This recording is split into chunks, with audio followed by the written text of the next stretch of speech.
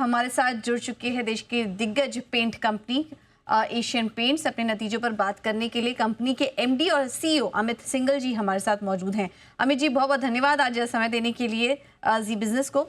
Sir, नतीजों की बात करें तो एक सबसे इम्पोर्टेंट पैरामीटर जो था वॉल्यूम, वहाँ पर हमने देखा कि नंबर्स काफ़ी स्ट्रॉन्ग आए हैं। स्ट्रीट तो कहीं ना कहीं गिरावट एक्सपेक्ट कर रही थी, लेकिन आपने बढ़त रजिस्टर की है इस क्वार्टर। क्या वजह थी सर, और आगे किस तरह की ग्रोथ आप देख रहे हैं वॉल्यूम्स में? तो ओवरऑल अगर हम देखें फिर भी हमारी अपेक्षा में क्वार्टर काफ़ी म्यूटेड था। कंज्यूमर सेगमेंट भी काफ़ी ओवरऑल म्यूटेड था, स्पेशली जो अर्बन सेंटर्स पे थे, हमें वहाँ पे थोड़ा कंजम्पशन ढीला दिखा, थोड़ा डाउन ट्रेडिंग भी रहा। किंतु जो रूरल सेगमेंट है उसका थोड़ा अच्छा रिस्पांस आया इस क्वार्टर में। ओवरऑल जो कि गवर्नमेंट स्पेंडिंग भी अच्छा था, तो उसके करके जो प्रोजेक्ट्स का बिजनेस है, जो बी टू बी बिजनेस हम जिसको बोलते हैं, उसका भी अच्छा रिस्पांस मिला। इंडस्ट्रियल में भी अच्छा रिस्पांस था, जो ओवरऑल प्रोटेक्टिव पाउडर का बिजनेस है टू दैट एक्सटेंट। सो इन सब सेगमेंट्स को लेते हुए ओवरऑल हमारा जो वॉल्यूम ग्रोथ आया वो 1.6% का रहा, किंतु जो वैल्यू ग्रोथ रहा वो नेगेटिव रहा अबाउट 6% का। तो हम समझते हैं कि ओवरऑल जो कंज्यूमर सेगमेंट था वो फिर भी थोड़ा डिप्रेस था, और इस बार खास करके जो फेस्टिव सीजन था वो थोड़ा शॉर्ट सीजन था कंपेयर टू लास्ट ईयर।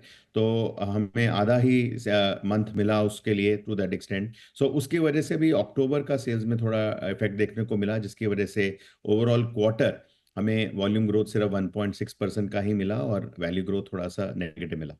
तो वॉल्यूम ग्रोथ में इस बार धीमी ग्रोथ देखने को मिली है। तो सर, आने वाले समय के लिए क्या आउटलुक देख रहे हैं आप वॉल्यूम्स में, रेवेन्यू फ्रंट पर? तो जो नेक्स्ट क्वार्टर है उसमें डेफिनेटली हम देख रहे हैं कि जो रूरल डिमांड है वो और भी बेहतर रहना चाहिए, क्योंकि जिस तरह का इस बार मानसून रहा है उसकी वजह से जो एग्रीगेरियन इकोनॉमी है उसमें डेफिनेटली थोड़ा सा बूस्ट मिलेगा और थोड़ा कंजम्पशन भी बेहतर होगा।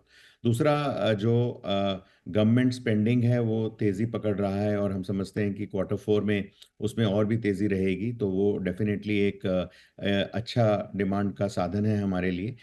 तीसरी चीज़, हम देख रहे हैं कि जो इंडस्ट्रियल सेक्टर है उसमें फिर भी अच्छी प्रोग्रेस चल रही है, चाहे वो प्रोटेक्टिव पेंट्स हैं, पाउडर्स हैं।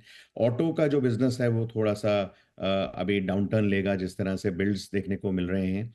तो मैं समझता हूँ कि ओवरऑल अगर हम क्वार्टर थ्री में देखें, कुल मिला के क्वार्टर थ्री से डिमांड थोड़ा सा बेहतर ही होना चाहिए। ये सब देखते हुए हम जो अपेक्षा कर रहे हैं कि क्वार्टर फोर में single digit volume growth definitely हम लेके आएंगे। इसके अलावा Amit ji, raw material prices को लेकर क्या आउटलुक देख रहे हैं आप? क्योंकि यहाँ पर भी हमने काफ़ी उतार चढ़ाव देखा, थोड़े वॉलेटाइल रहे हैं प्राइसेस। क्या आउटलुक होगा आपका, और क्या कुछ प्राइस हाइक की भी योजना है आपकी? तो रॉ मटेरियल प्राइसेस इस क्वार्टर में देखें तो थोड़े डिफ्लेशनरी ट्रेंड पे ही रहे हैं। हमने 2% का डिफ्लेशन देखा है क्वार्टर थ्री में ओवरऑल। आने वाले टाइम में हालांकि क्रूड के प्राइसेस काफ़ी वोलाटाइल हैं, रुपी का भी डेप्रिसिएशन हम देख रहे हैं, किंतु काफ़ी जो क्रिटिकल रॉ मटेरियल्स होते हैं पेंट में, उसमें हम एक डाउनवर्ड ट्रेंड भी देख रहे हैं। तो ओवरऑल कुल मिला के हमें लगता है कि इस क्वार्टर में इतना ज़्यादा कुछ इन्फ्लेशन नहीं मिलेगा ओवरऑल रॉ मटेरियल प्राइसेस का। ठीक है। क्वार्टर रॉ मटेरियल पर इतना ज़्यादा कुछ इम्पैक्ट नज़र नहीं आ रहा है। आने वाले समय में प्राइस यहाँ से नॉर्मल होते हुए दिखाई देंगी। एशियन पेंट्स नतीजों के बाद 2.5% नीचे इस वक्त कारोबार कर रहा है। अमित जी, बहुत बहुत धन्यवाद आपका आज समय देने के लिए, और नतीजों पर और अपने ग्रोथ आउटलुक पर भी विस्तार से हमारे साथ चर्चा करने के लिए।